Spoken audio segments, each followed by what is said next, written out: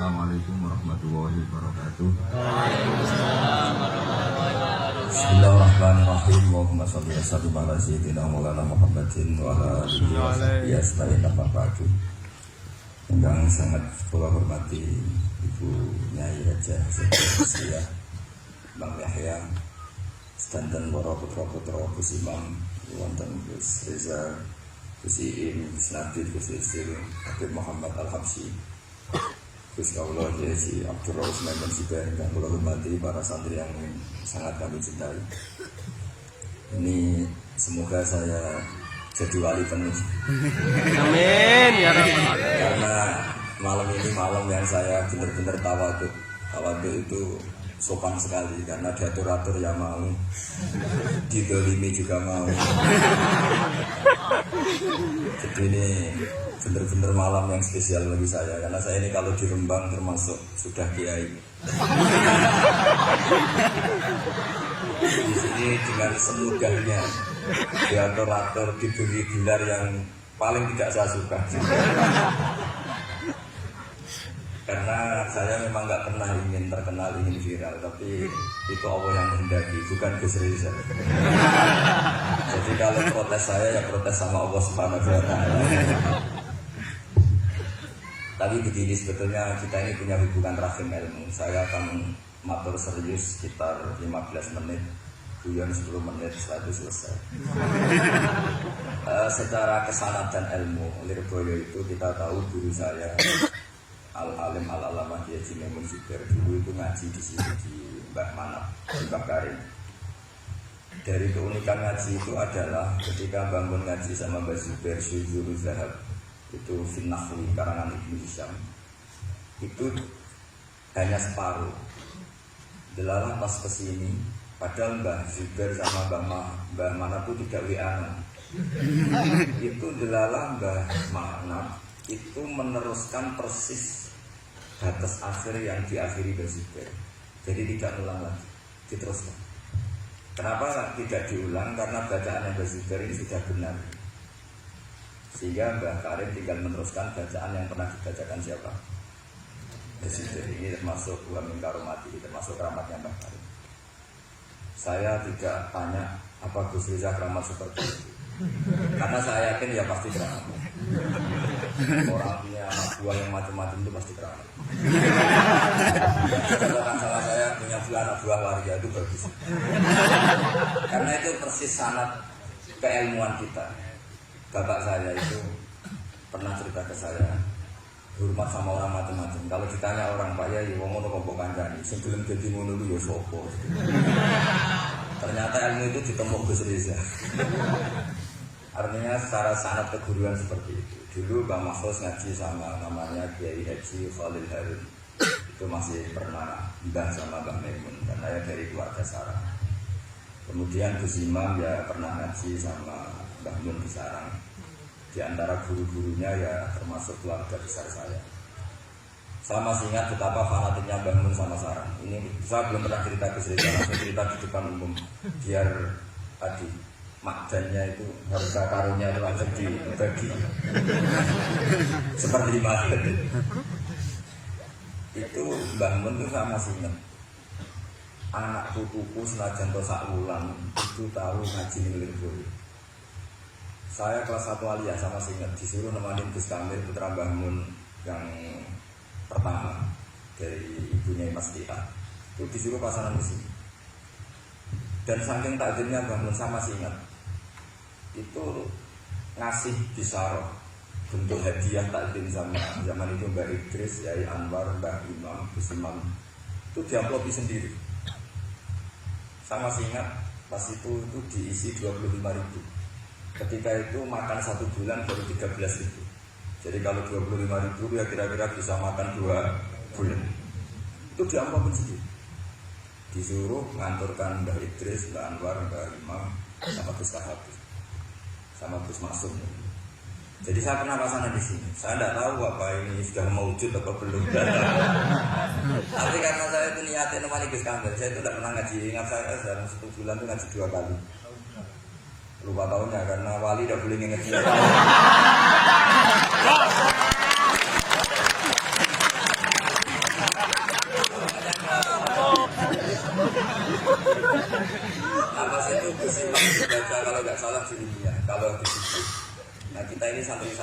seringnya habis itu tidur. Jadi dalam 1 bulan hanya ngaji 2 kali. Tak pikirnya hanya saya, ternyata Gus Kamil juga sama. Pas itu ngaji itu bab tamyiz, saya masih ingat bab tamyiz. Saya sudah termasuk pintar gitu, sudah pintar. Saya sekali. Tapi saya perlu ngaji. Ngaji karena ingin dapat barokahnya Gus Imam pasangan. Karena memang disuruh bangun. Anak putuku senajan 1 bulan harus pernah ngaji sih. Bulan berikutnya, bulan Ramadan berikutnya Gus Sofu. Yang saya paling mengenang dari ngajinya Gus Imam bilang gini pas bab tamyiz. Pokoknya tamyiz itu gampang. Mestinya kan al-ismu, al-mamsuku, terus al-mufassiru, apa? Imam Bahama, minal jawab ya. Ini mau sialah apa malu? Jawab enggak? Jawab. Yakin sekali. Karena masih jurumi ya. Nanti kalau sudah fudori mungkin ngeper.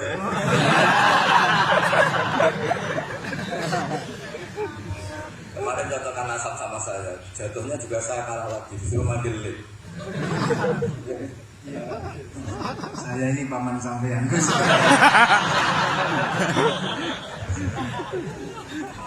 Bener nasib ya ini. Makanya beliau ini mau diatur karena selain nasabnya juga ponakan saya. Tapi selain itu juga abdoef kal mayit. Tamu itu koyok mayit. Walaupun toh ada orang yang bilang tamu itu adalah raja. Iya, rojo sing dadi mayit. Astagfirullah. Apa itu seperti ini?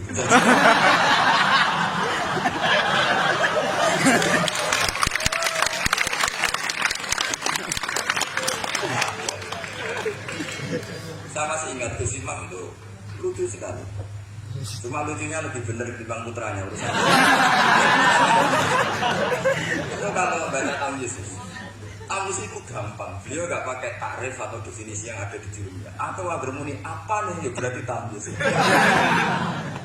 Itu saya pulang ke kamar. Kamar saya di baratnya dalamnya Gus Tafaki. Karena ada kamar madhep timur.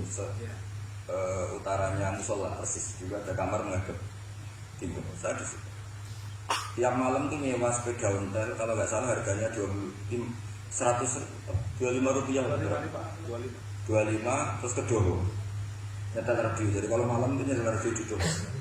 Ya sudah kegiatannya gitu. Tapi saya ya Islami sering ngaji di Bakarim. Mungkin sering saya cuma bisa di sampai situ loh. Akhirnya dalam 1 bulan itu saya pasangan. Pas tanggal 21 pulang karena Gus Kamil itu putranya Mbah Mun, semua kiai sini nyangon Gus Kamil. Yang lucu dari itu begini bisa bertanya, awak gak menipu abah ya boten terus ditanya. Hanya tadi beliau gak bilang itu abah boten ya berarti sebenarnya jurnalis. Dari Mbah Mun ke kita itu jelas ini untuk ini, sehingga kita tidak berani pakai. Sampai komandan Gus.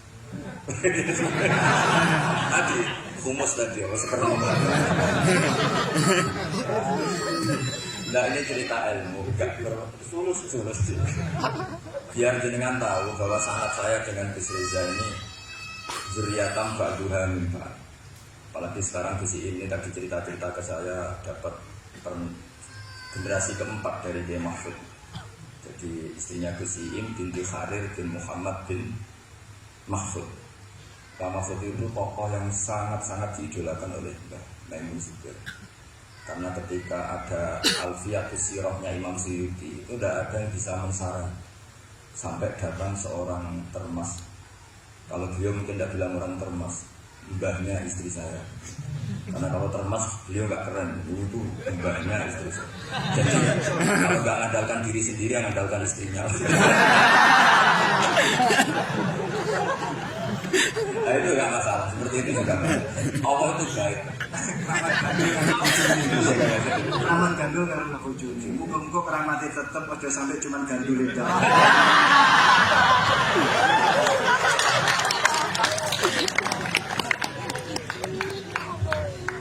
Jadi keramat seperti ini boleh mengandalkan orang lain, istri, teman. Saya punya sanad mutasil tentang keluarga kita. Tadi Juriyatan Pak Tuhan minta. Tadi bisa cerita Gus Imam dulu ya pernah ngaji sama pernah Pak Di saya, pernah keluarga saya. Saya juga pernah ngaji, ada di daerah Gus Kamil. Tapi itu tadi, saya hanya pernah ngaji 2 kali. Bukan karena apa-apa, kebetulan meleknya hanya 2 kali. Karena kalau di subuh itu tidur, kalau malam nyewa hotel, kedua. Sama Gus Kamil itu. Tapi alhamdulillah itu menjadi saya membekas sekali dengan pondok itu. Karena bangun saking cintanya, anakku buat saulan lah harus pernah ngaji di gitu. Beliau katanya dulu pernah ingin di antara rencana pernah mau jadi mantu Lirboyo, tapi Allah menghendaki tidak. Terus beliau ngendikan sekarang wis tak kafaro ya, karena Gus Raud jadi mantu Lirboyo, Gus Rodi jadi mantu. Saya tidak akan kafaro Gus Riza karena baru punya anak kecil tadi.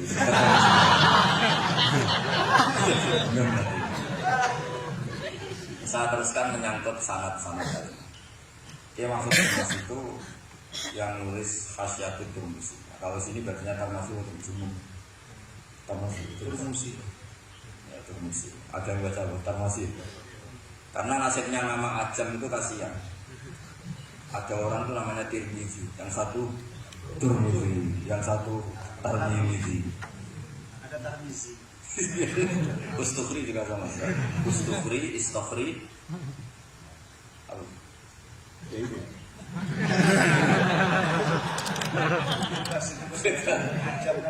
Iya, makanya kaidahnya ajamiyun fasna bihi masukta. Ya, sibro milisi. Kalau sini bacanya sibro malisi. Kalau ada dia yang baca sibro milisi. Ada yang baca sibro mulusi. Ini aslinya yang mancing ini Gus Bang. Beliau ini Masya Allah luar biasa dalam pancingan sehingga saya terpancing oleh beliau. Jadi nasibnya kumpul dengan orang yang alim ini ya jadinya ya seperti ini. Terus kali ini yang serius. Saya ini karena saya ini sudah tidak dapat cucu duriannya Kiai Mahfuz, tapi saya dapat warisannya. Karena sebagian cerita-cerita keramatnya keluarga Lirboyo yang termasuk santri sering diceritani keramatnya Mbak Mahfuz itu saya termasuk ya kan keramatnya Mbak Mahfuz. Masyhur itu Mbak Mahfuz. Kadang isi sudah dipasukan. Ini saya mau minta ijazah sama Gus Rizal. Potongannya kok udah iso. Saya siap Gus, bukan ijazah, lebih dari ijazah, ijazah.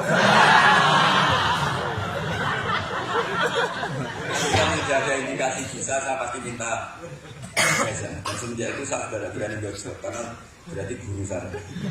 Tapi saya nanti ini Bu Istiqoroh dulu. Bisa atau enggak? Nah kebetulan saya ini adalah turunan ke-8 dari orang yang bernama Soleh bin Asnawi Sepuh. Itu gurunya Mbah Soleh Darat. Mbah Mahfud dulu pernah ngaji Mbah Soleh Darat tafsir Jalalain 2 kali. Dulu Mbah Soleh Darat ngaji sama yang Mbah Soleh bin Asnawi Sepuh. Itu ngajinya juga tafsir Jalalain. Dan beliau cara ngaji itu detail sekali. Ini sekaligus apa ya? Habis tamparan tidak sopan. Ini peringatan keras bagi yang pernah cuci ngaji. Beliau kalau ngaji ditulis khadar tu'indahu tafsir al-jalalain marratan. Jadi sebagian ditulis kalau di al-mustafid 5 alam minal asanid khatan tu'indahu tafsir al-jalalain marratan. Ditulis bitamani sempurna. Saya ngaji beliau 2 kali khatam sempurna. Jadi lebih dari 2 kali. Iya, terus juga jeblong-jeblong gitu. Kalau ini enggak moto sama ya, terus untuk ijazah. Dan beliau ketika ngaji Sayyid Abi Bakar Satu, beliau istinad silsilah itu namanya sama Sayyid Abi Bakar Satu. Itu beliau ngendikan saya ngaji Bukhari bab ini sampai ini, yang enggak menangi ini, kemudian ini tak tambal sendiri. Ini bandanya istrinya siapa ini? Terus ini temannya adik saya satu kelas, tak tanya lagi, lebih beli mana gak tahu ya, karena sekarang tawaduk ini lebih beling itu supaya dianggap wali, karena tawaduk itu. Jadi makanya saya sering ngomong seenaknya itu karena gitu, yang tawaduk pun tidak jaminan lebih sopan. Jadi tawaduk untuk diakui baik, jadi repot. Ngeles gitu. Ngeles. Mbak Mahfud itu ngaji lama sekali sama saya Abu Bakar sampai beliau kecakapan. Saya ini tahapis dinikmat. Kalau baca Khasyatul Turmusi itu nggak tahu bedanya dengan I'anatul Thalibin. Saking persisnya, ibaratnya Mbah Mahfud itu persis seperti malakah yang dipunyai Sayyid Abu Bakar, yaitu Sohbi. Nah, Sayyid Abu Bakar Satu itu punya kakak kandung sekaligus gurunya karena bareng sama Ruji, namanya Sayyid Umar Satu. Sayyid Umar Satu itu gurunya Mbah Ahmad bin Suhaib, mbahnya Mbah Mun. Jadi dulu Mbah Ahmad itu ngaji sama Sayyid Umar. Sayyid Umar Satu itu diantara khas pengajarannya adalah hanya mau ngajar kitab yang bisa dihafalkan, al-mutun, sehingga meskipun nagoman atau matan dihafalkan. Makanya terus ada muhafadah di Indonesia karena sanad dari Sayyid Umar itu santri harus menghafalkan. Yang menjadi beda dan masalah itu era Gus Reza, hafalan itu untuk naik kelas. Dulu tidak hafalan, ya hafalan saja untuk jadi orang alim. Sekarang untuk naik. Jika saya sering digojlok, saya ini masih hafal dunia, hafal Imriti, saya itu masih banyak hafalan. Itu sering digojlok sama teman-teman. Gus dulu ngaji pasti gak setor. Buktinya apa? Hafalannya masih. Kalau kita, jadi saya malah yang masih hafal malah dianggap satu kesalahan. Saya sampai sekarang masih hafal Alfiyah, Jurumiyah, tapi malah disalahin sama temen. Pasti dulu kan. Buktinya masih. Nah yang benar yang lupa-lupa itu. Karena udah di setor. Memang bahasa setor itu salah. Wong ilmu kok di setor. Ya hilang. Itu yang benar siapa? Saya itu membela santri bodoh, saya berkali-kali. Ternyata yang nggak hafal sampai hafal itu pinter ya. Nggak hafal karena sudah di. Saya itu punya teman musyawarah mungkin. Saya dulu itu Rais Mu'in. Itu nggak pernah menang sama santri paling dia. Ketika anak kenapa kamu tidak jawab? Sakjanya aku iso, cuma tawaduk gak jenengan. Itu sampai sekarang dia jadi kiai. Tiap ada muskilat dia nggak sama saya. Gus ini dijawab. Sakjanya itu lebih sakit, tapi kepengen tawaduk. Itu saya itu ya mangkel. Kalau mangkel itu dia tawaduk. Mau husnudon kayaknya goblok betul.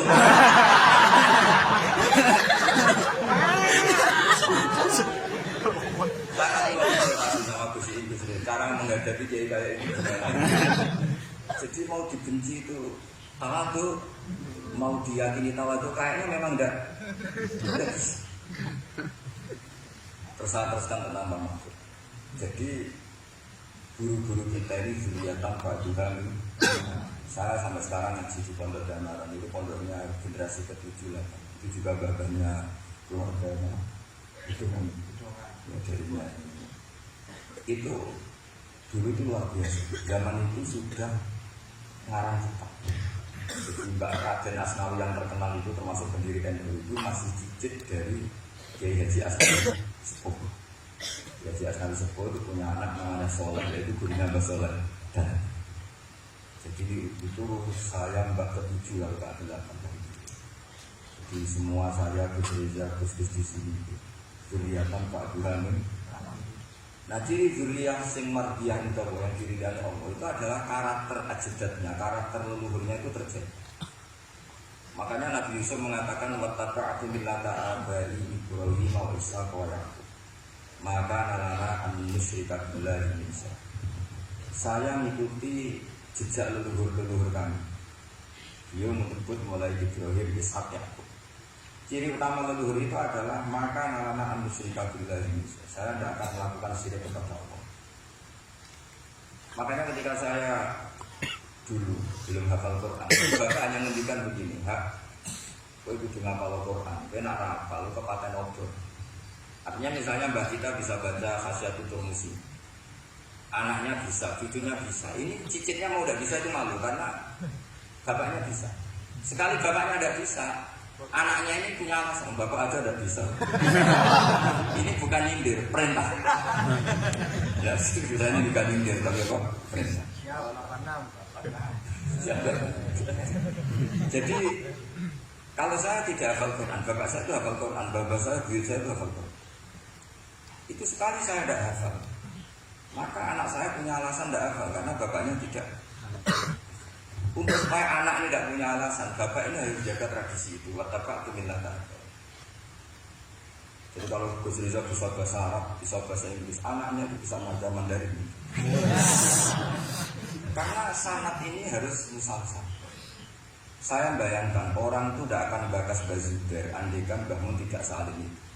Pasti bisa saja Bazubair itu nasab manusia dilupakan. Andaikan Kiai Makhrus, Gus Imam Kiai Makhrus tidak seperti ini, maka orang juga ada bakas Bakarin.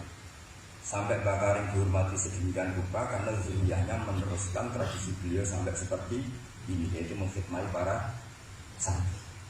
Sekali Gus Rizal dagangan, super wes, apalagi dagangan sarang gila es. Itu sudah masalah. Makanya saya alhamdulillah menjadi masalah itu peringatan. Memang itu gak wilayahnya. Jadi zuriyatan ba'duha min. Sekali karakter itu hilang, maka akan hilang seterusnya. Saya punya pengalaman agak rohani. Nanti bisa kita sini. Nanti setelah saya beliau tak beri hak gantikan karena paman tadi. Beliau boleh mengadili, menghujat apa saja. Setelah itu saya tidak balas. Sebagai latihan jadi wali itu harus wal kali ini. Saya tidak balikan apa. Tapi nanti langsung pokoknya hidup dulu apa? Allah pasti mencintai yang baik. Itu orang-orang dulu. Yang saya paling khawatir dari dunia adalah merubah status bapaknya. Kita tahu misalnya dalam silsilah nasab Yahuda bin Yakub bin Ishak bin Ibrahim. Sawan lagi ya, Yahuda bin Yakub bin Ishak bin Ibrahim. Yahuda itu saudara tuanya Yusuf. Yahuda ini kemudian secara lahir kita tidak tahu sirinya apa. Dia punya aliran, punya paham atau punya milah yang seperti itu, yaitu Yahudi. Ini bisa didiskusikan oleh santri-santri apa Yahudi itu nama paham, apa nama marga, apa nama kerajaan. Karena itu bisa debat panjang dalam ilmu tafsir.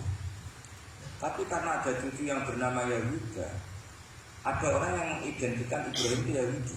Mereka adalah potongan putune Yahudi. Sehingga untuk membebaskan Ibrahim dari status Yahudiyah tadi, Allah sendiri yang membebaskan itu. Dengan Allah berfirman, maka Ibrahim Yahudiyah wala.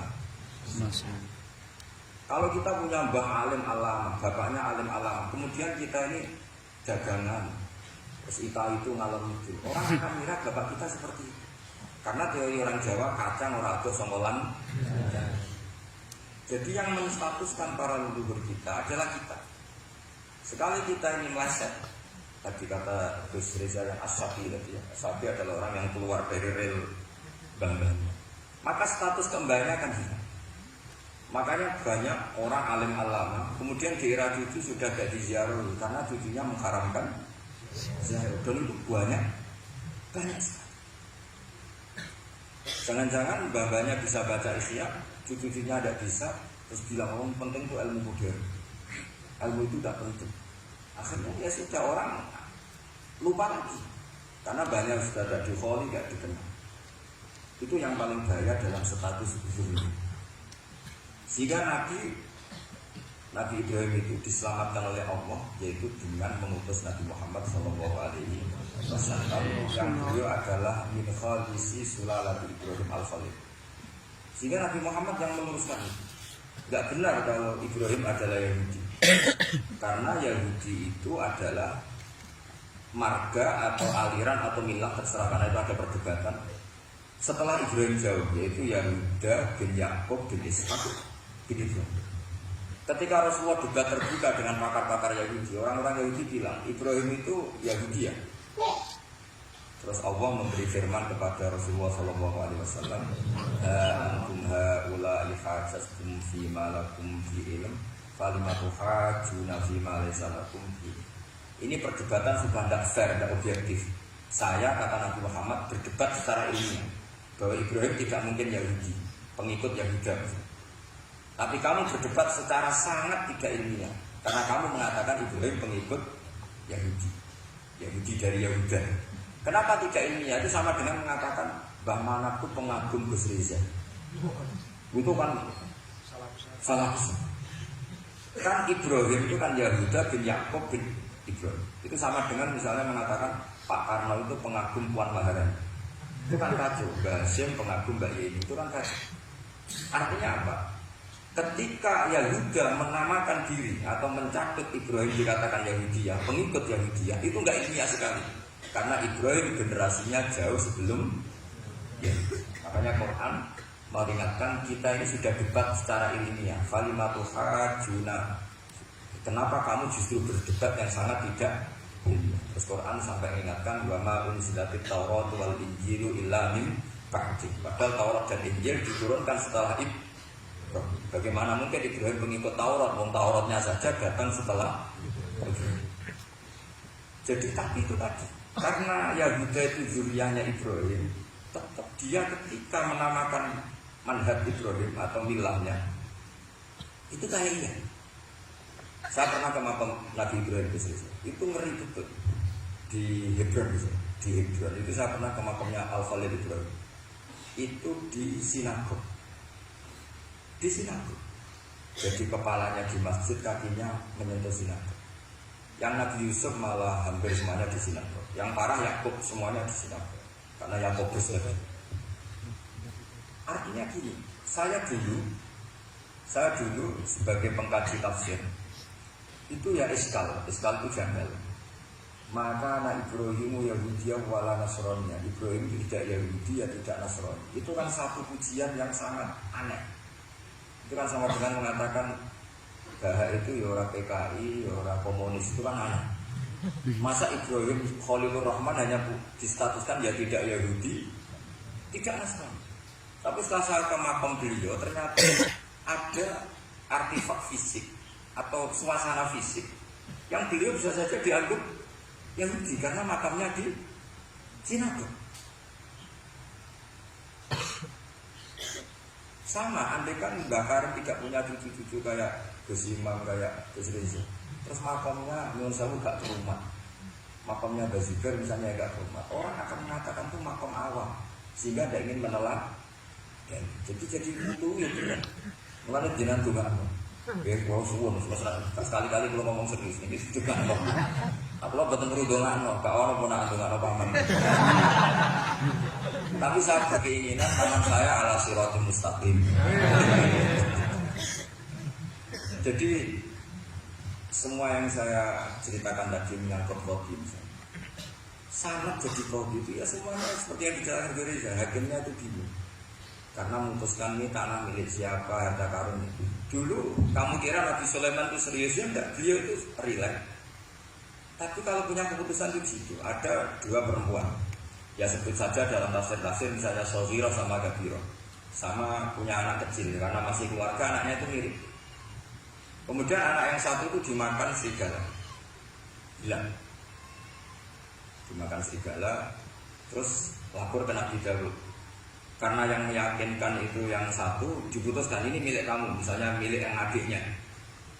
Ketika keluar dari situ ketemu Nabi Sulaiman. Kalau saya hakimnya maka keputusannya tidak seperti itu. Nabi Sulaiman waktu itu umurnya 13 tahun. Akhirnya dipanggil sama Nabi Daud. Ya sudah putuskan kamu. Nabi Sulaiman ngambil pedang atau pisau. Ya sudah tak bagi dua. Nanti separuh nanti. Nabi Sulaiman ya suka humor. Masa anak mau dibagi dua nanti separuhnya. Terus yang histeris nangis itu yang besar, yang mbaknya. Yang kecil tenang-tenang saja. Akhirnya sama Nabi Sulaiman diputuskan dikasihkan yang nangis histeris. Ditanya sama kecil, kenapa kamu putuskan milik mbak saya? Orang wong anak itu dipotong kok tenang-tenang wae. Jadi kelihatannya rileks, tapi dari basis ilmu yang luar biasa. Kalau kamu betul merasa sebagai itu anak kamu, pasti kamu histeris. Akhirnya dikasihkan yang bisa. Jadi tidak semua nabi itu kalau memutuskan serius, Nabi Sulaiman rileks. Ya tapi tentu tidak kayak Gus Rizal, lebih benar. Suatu saat ada lagi perempuan cantik itu diperkosa 4 tokoh. Jangan teruskan tokoh agama, habis ini. Memang apa ya, orang terpandang. Setelah hamil Si 4 orang tersangka ini bilang bahwa yang menghamil itu anjing. Karena zaman itu zaman yang mungkin diktatorial ya. Ya sudah diam gitu ya. Singkat cerita dilaporkan ke Nabi Dawud bahwa ada peristiwa gini-gini terduga adalah anjing. Nabi Dawud ya tenang saja, enggak ngerespon. Karena biasa wali kan tukang husnuzon. Nabi Dawud itu gayanya Nabi, gaya ala wali, jadi gampang husnuzon. Kalau Nabi Sulaiman enggak. Jadi sistem reskrim itu harus matur nuwun sama Nabi Sulaiman. Orang 4 ini dipanggil. Manggilnya satu-satu. Kamu tahu kalau dia merkosa anjing? Ya, tahu. Anjingnya warnanya apa? Hitam. Sudah kamu keluar. Keluar 3 dipertemukan sama yang 3. Yang 1 dipanggil lagi. Yang merkosa apa? Anjing. Warnanya apa? Merah. Dipisah lagi. Sampai akhirnya 4 orang itu jawabnya warnanya beda-beda. Mungkin ada yang biasa, mungkin ada yang bilang pink, tapi nggak ada yang pink. Akhirnya setelah semua dipertemukan bareng-bareng. Kamu tadi bilang apa? Hitam. Kamu tadi bilang apa? Merah. Kamu tadi bilang apa? Berarti padahal kamu semua bersaksi bersama bahwa orang itu peranita tadi diperkosaan, tapi ternyata warnanya anjing beda. Akhirnya Nabi Sulaiman bilang, anjingnya nggak kamu itu. Akhirnya mereka ngaku sebagai apa? Pemerkosa. Makanya dalam masalah Nabi Dawud dan Nabi Sulaiman itu Allah luar biasa mensifati. Nabi Dawud punya keramat, punya mukjizat. Kalau beliau baca tasbih, itu gunung dan burung-burung ikut baca apa? Tasbih. Semuanya ikut baca tasbih. Yusabbihuna bil asyi wal isyraq wa tayra mahsyurah kullu lahu hafar. Tapi orang itu kalau suka wiridan, biasanya intelijensinya itu agak gimana? Gak usah diterangkan, nanti sensitif. Akhirnya Allah ngakui, fafahamna Sulaiman wa kullan atayna hukmaw. Jadi kalau masalah ilmu detail itu fafahamna Sulaiman. Kecerdasan untuk bikin keputusan itu masih cerdas Nabi. Tapi kalau wiridan itu bagusnya detail. Jadi makanya orang ini nggak sempurna, ada yang suka wiridan, ada. Makanya saat tadi itu kaget Gus Im bilang ketua pondoknya di Istiqoroh Gus Reza bisa tenangnya. Itu sampai adabnya muji masnya apa gimana saya itu sampai sekarang nggak paham. Tapi yang jelas yang diangkat tadi jangan GR kalau itu hasil Istiqoroh. Karena saya nggak bisa yakin itu. Ya tidak bisa memaksa husnuzon. Nanti kalau di ruang dalam mau tanya Istiqoroh betul apa enggak. Tapi yang jelas tadi, nah kitanya alhamdulillah guru-guru kita itu wiridan yang jalan, dan alhamdulillah santri-santri kalau dia wiridan ya juga separuh itu bagus. Saya bukan mengajarkan tapi itu bagus. Kata dijadikan sama Gusiin, pantangannya ahlul ilmi adalah tidak boleh melakukan ijadu malam yajib, mewajibkan sesuatu yang tidak wajib. Saya itu mondok sarang itu lama sekali. Itu Mbah Mun yang imam itu yang bubar ya separuh lebih. Bangun ya senyum-senyum saja. Ketika ada kiai tanya, Mbah kok boten jenengan wajib wiridan? Ora oleh ijadu malam yajib, mewajibkan sesuatu yang tidak. Nah, santri-santri tahu kalau itu tidak wajib. Alhamdulillah. Oh iya, pimpinannya aja. Jadi konstitusinya ahli ilmu itu beda. Tahrimu malam yahrum itu ya kriminal, ijabu malamnya juga kriminal. Bahkan di Habib Abdullah bin Husain bin Tohir itu dikategorikan dosa besar. Karena pondok-pondok ilmu itu nggak berani wajibkan santrinya wiridan karena takut ijabu malam yajib. Akhirnya keterusan bersolat langsung ngopi bualan ini. Kadang rokoknya nanti pada ini bersolat malam langsung. Jadi kita ini sengawur-ngawur kita karena sebagai ahli ilmu itu masih benar. Ngawur saja benar, apalagi pas benar. Karena memang sanad ya, salah lagi. Sanad ahli ilmu itu beda, khas. Sehingga kadang orang-orang yang di luar sana, jangan bilang buku sebelah, pokoknya di luar sana nanti jadi sensitif. Saya tuh pernah ditanya satu pertanyaan sangat ekstrim. Ini karena ada paman saya nanti tak mintakan jawab. Itu sangat sensitif. Yaitu orang-orang kota pernah tanya saya, Pak Bah, kenapa ada hadis mangqala la ilaha illallah dakhalal jannah wa in zana wa in. itu kan ekstrim. Kok kayak Islam itu membolehkan zina? Karena yang pernah zina pun asal melafalkan la ilaha illallah pasti dakhalal. Saya kebetulan pas itu ya kok pas pinter gitu. Jadi ya bisa jawab. Terus saya bilang gini, justru saya bilang hadis itu menunjukkan satu kaidah ilmiah yang luar biasa, yaitu kebenaran yang absolut itu tidak boleh terganggu oleh perilaku sosial. Misalnya saya ditanya 1 tambah 1, pasti tak jawab 2. Lonte ya jawab 2, maling ya jawab 2, koruptor ya jawab 2. Karena kebenaran absolut itu tidak boleh diganggu oleh status sosial. Sehingga orang yang pernah zina pun melafadzkan 1 tambah 1 2 ya sah. Yang ketua wali juga sah, wali biasa ya sah, setengah wali juga. Karena kebenaran absolut adalah kebenaran yang siapapun pasti mengatakan demikian. Yang ketangkep KPK ya bilang 1 tambah 1 2, KPK nya bilang 1 tambah 1. Nah, eksistensi bahwa Allah sebagai Tuhan itu eksistensi yang absolut, sehingga harus sah meskipun dikatakan orang yang pernah zina. Akhirnya saking keramat terus nganggep pulau burung, terus ngaji sama saya sampai sekarang. Nah saya berharap produk-produk al-makhlusiyah itu sampai seperti itu. Jadi ada saat dimana kita maknani wa zina ini bukan urusan melegalkan zina atau menganggap biasa zina, enggak. Tentu zina itu sangat buruk. Innahu kana fahisah wa sa'a sabila, buruk sekali. Tapi ada konteks dimana absolutisme kebenaran itu tidak bersyarat apapun. Sehingga orang yang kafir puluhan tahun, mungkin ratusan tahun, ketika melafadzkan la ilaha illallah berarti sudah sah menjadi muslim. Karena kalimat ini adalah kalimat yang orang kafir dengan kalimat itu menjadi muslim. Sebab itu kita pasti menolak faham takfiri, faham yang mudah mengkafirkan orang lain. Karena logikanya gampang. Wong kalimat ini yang kafir saja menjadi muslim, lagi sing tukang wiridan la ilaha illallah malah dianggap kafir. Aku tahu mikir, tahu orang kan kira-kira. Sekali-kali saya sendiri pamane bangga pun aneh.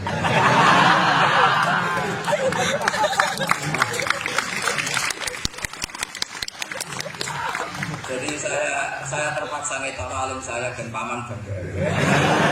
Orangku ya alim omne pamane.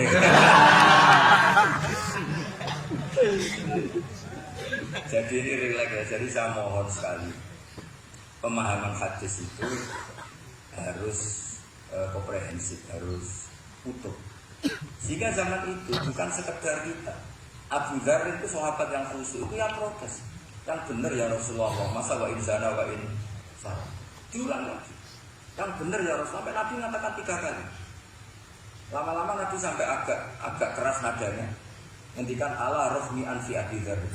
Oh dasar menghubungkan dari rangan.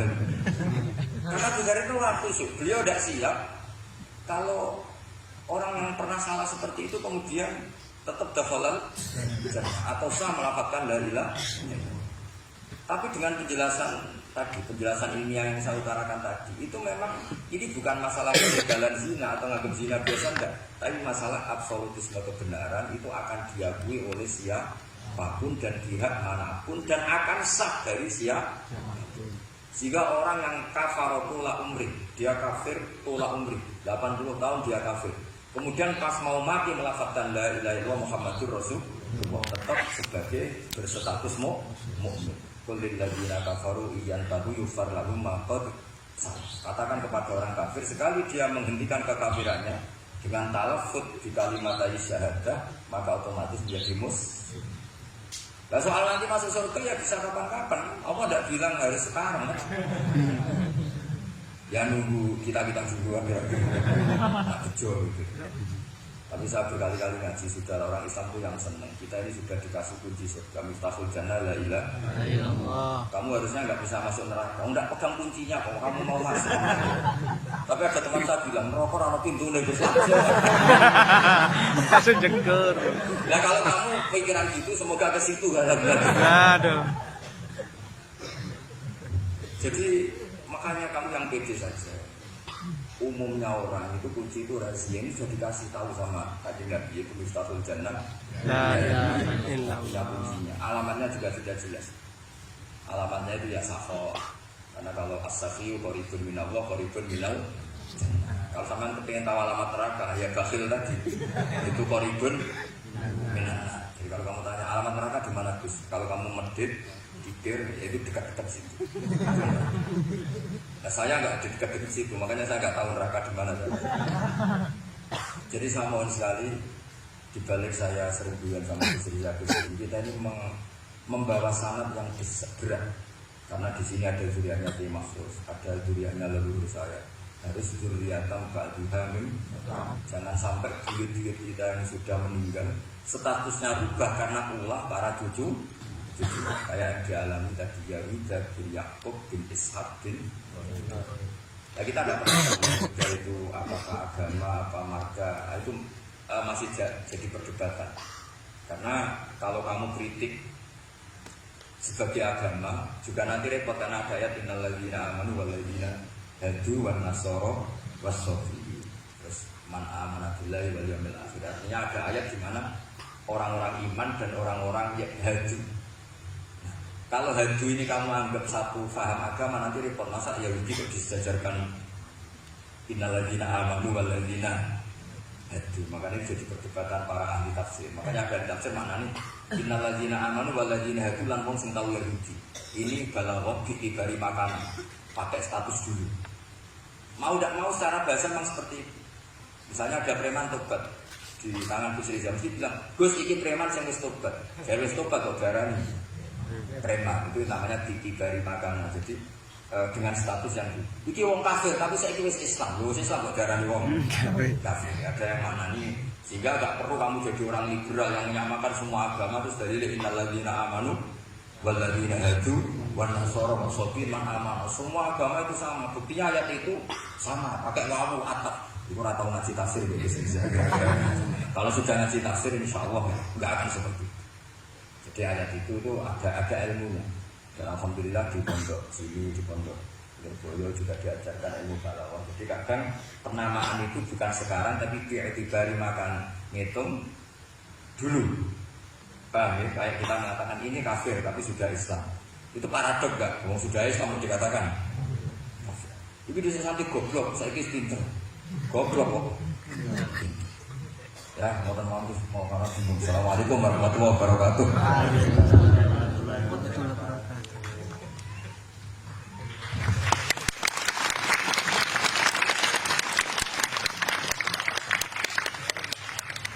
Matur suwun. Kadang ponaan kawula enggak kawula. Saya disuruh meneruskan oleh beliau. Saya nanti kalau meneruskan apa yang didawuhkan oleh beliau, khawatir terbukti apa yang beliau dawuhkan. Ketok ponahane pinter apa meneh pamane. Dan saya ikut kaidah beliau harus tawadhu. Jadi saya sebaiknya ya seperti tadi yang saya sampaikan, aku mundur Allah.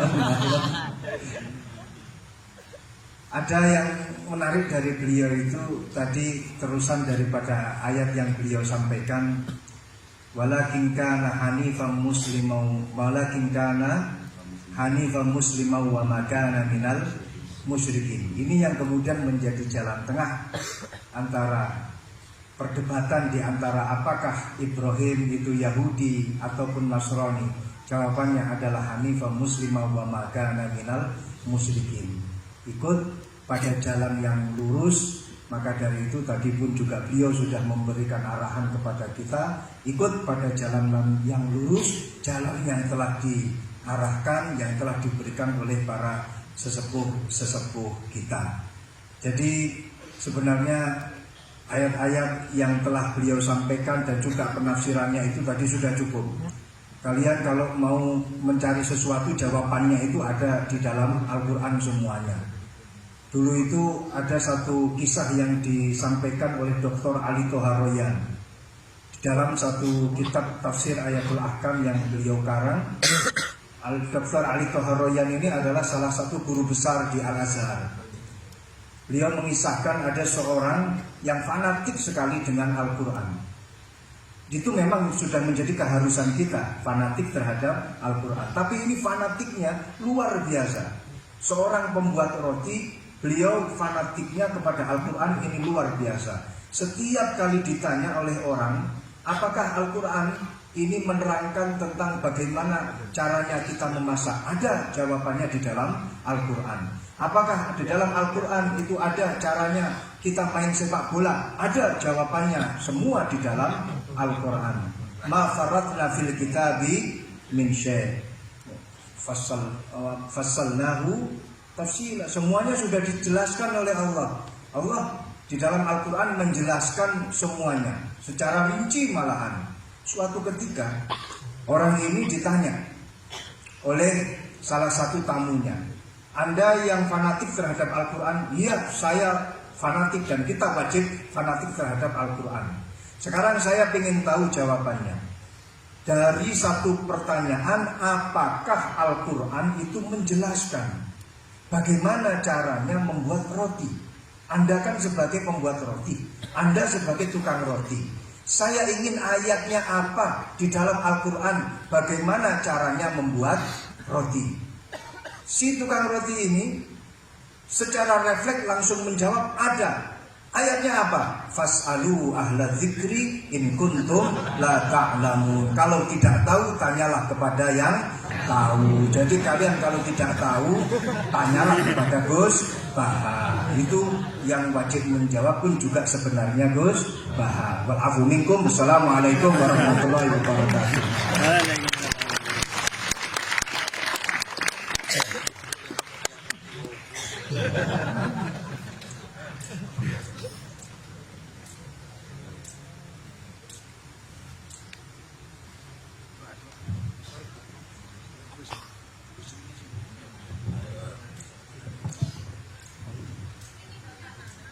Iki sing donga anake paling akeh.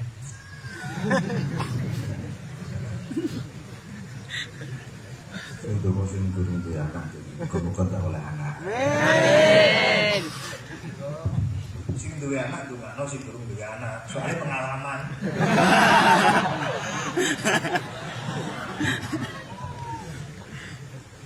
Yang akeh-akeh Gus Baha. Itu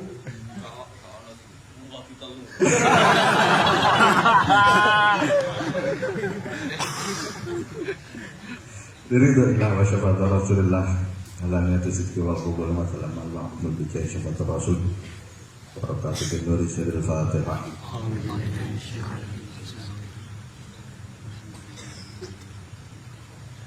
Luar kecil masyarakatnya masyarakat goyah berkata di dalam mahasiswa Mahir Syafii Mahir Syafii Mahir Muhammad Mahir mencoba bagi salah satu Nabi Allah Aksi sudah forward Bismillah barakatuh Syekh al-Walid dari Pemilihan Makrus Siril Fatihah. Rahman Rahim Malik Yawmiddin ya Rabbi